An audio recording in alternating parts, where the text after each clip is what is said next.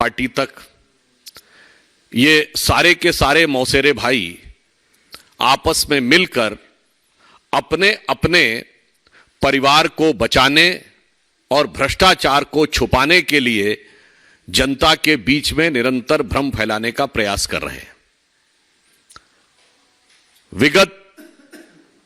कई महीनों से कभी किसी मुद्दे का सहारा लेकर, कभी किसी मुद्दे का सहारा लेकर वो ऐसा शोर शराबा बनाना चाहते हैं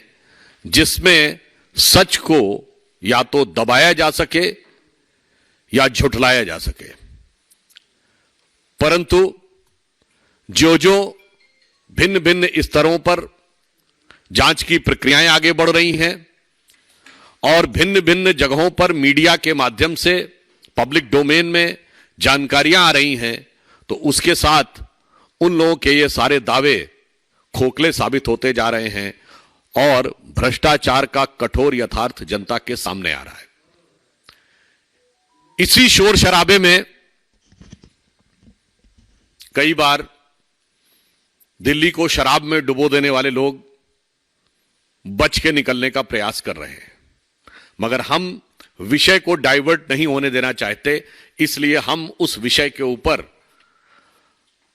पुनः जनता का ध्यान आकृष्ट करना चाहते हैं, यानी उसका फोकस बना के रखना चाहते हैं। अब पिछले एक दो दिन में जो जानकारियां आई हैं,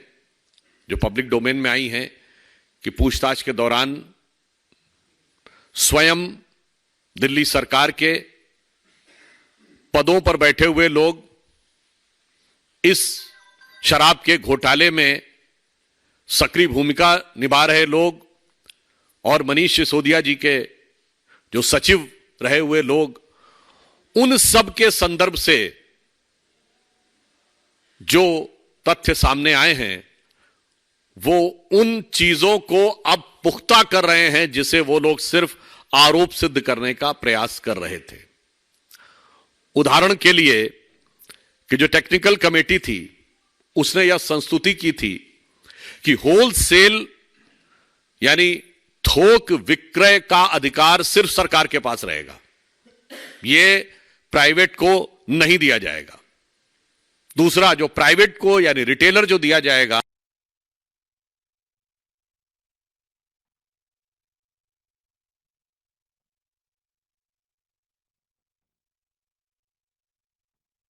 ये तीनों पढ़ना था, परंतु ये तीनों निर्णय बदल दिए गए बगैर किसी वैधानिक प्रक्रिया के। और अब यह समाचार आए हैं कि जब 2021 में मार्च के महीने के मध्य में यह निर्णय बदले गए तो यह निर्णय श्री अरविंद केजरीवाल जी के घर पर हुआ और उसमें दिल्ली सरकार के पूर्व मंत्री सत्येंद्र जैन जी भी उपस्थित थे। यानी अब जिसे वो आरोप कह रहे थे, न सिर्फ वो तथ्यों के साथ पुख्ता होता नजर आ रहा है, बल्कि साथ ही यह भी आ रहा है कि यह सारी की सारी जानकारी मुख्यमंत्री, दिल्ली के मुख्यमंत्री श्री अरविंद केजरीवाल जी की संज्ञान में ही नहीं थी, बल्कि उन्हीं के स्थान पर यह हो रहा था। तो अब किसी भी प्रकार के बचाव का स्कोप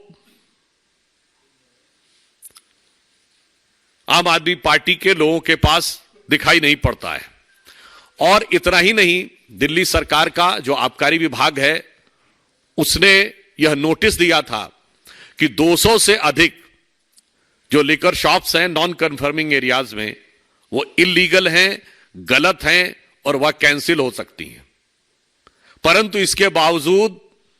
नियम कानून को ताक में रखकर वह दोबारा से वो फिर भी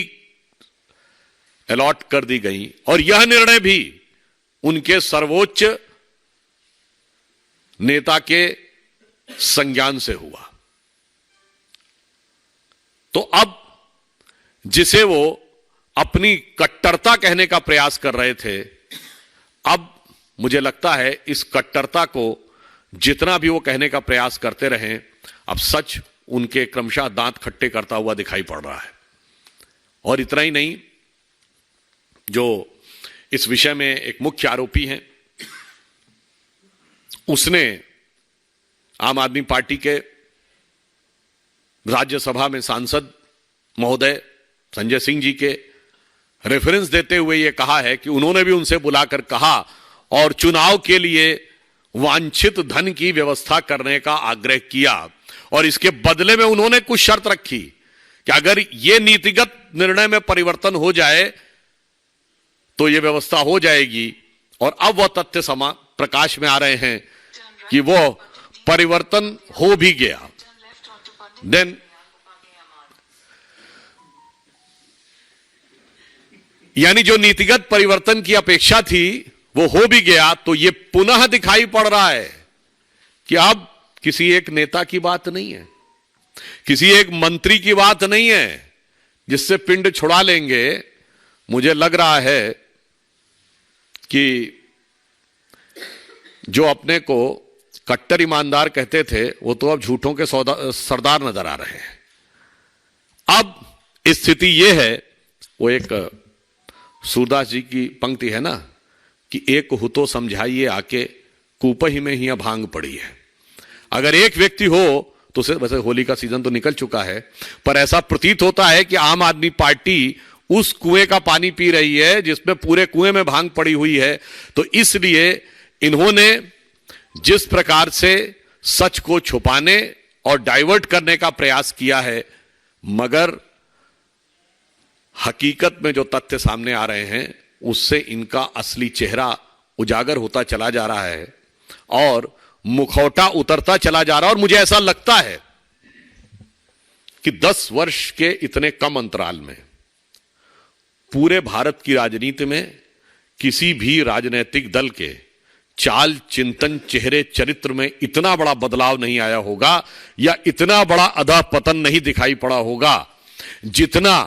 अपने को नई राजनीति के स्वयंभू उद्घोषक बनकर, यानी self proclaimed one and only champions of new politics बनकर जो पार्टी आई थी,